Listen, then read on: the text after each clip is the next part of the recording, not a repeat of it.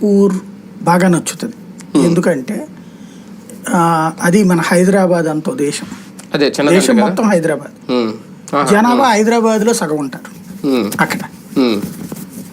అక్కడ ఇప్పుడు ఇక్కడ ఆయన ఇది ఉంటుంది కదా సెక్రటేరియట్లో, ఆయన క్యాబిన్ ముందు దగ్గరికి వెళ్ళి ఆగుతుంది కారు. సింగపూర్లో ప్రధానమంత్రి కారు పార్కింగ్లో ఆగి అక్కడి నుంచి నడుచుకుంటూ వస్తాడు. ప్రెసిడెంట్ అయినా అంతే, ప్రధానమంత్రి ఎవరైనా అంతే అంతే. అట్లాగే రోడ్ల మీద ఇక్కడ కాన్వాయ్ ఇంత పెద్ద సినిమా ఉంటుంది, అక్కడ ఏమి ఉండదు, మామూలుగా వెళ్ళిపోతుంటది అంతే. ఎవరైనా అంతే, ఎంత విఐపి అయినా. నిజంగా ప్రేమ ఉంటే మనం ఇక్కడ పాటించవచ్చు. అవును, కానీ పాటించరు.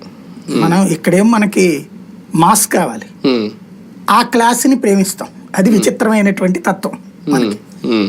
ఇది ఒకటి పక్కన పెడితే సింగపూర్ అనేటటువంటి కాన్సెప్ట్కి మనకి అస్సలు పొసగదు, ఏమాత్రం పొంతన ఉండదు.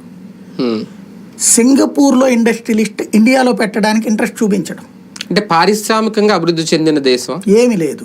ఒరిజినల్గా అది ఒక బ్రోకర్ కంటే. పర్యాటక పరంగా అభివృద్ధి చెందిన దేశమా? పర్యాటక పరంగా కూడా దానికంటే మన దగ్గరికే జనం ఎక్కువ వస్తారు. సింపుల్ ఏంటంటే అది కన్సల్టెన్సీస్ కంట్రీ, అది అంతే. మన దేశంలో ఇక్కడ ఆయిల్ ఉంది సో ఏరియాలో, ఈ ఆయిల్ తవ్వడానికి అయ్యే ఖర్చు ఒక 500 కోట్లు 1000 కోట్లు అవుతుంది. ఇది ఒక అంచనా వేసుకున్నాం, దీనికి సంబంధించిన కాంట్రాక్ట్ తీసుకున్నాం మనము. దీనికి పెట్టుబడి పెట్టేవాడు ఎవడన్నా దొరికితే బాగుంటుంది విదేశాల్లో అనుకున్నాం అనుకోండి, సింగపూర్ దగ్గరికి వెళ్తే వాడు ఏర్పాటు చేస్తాడు.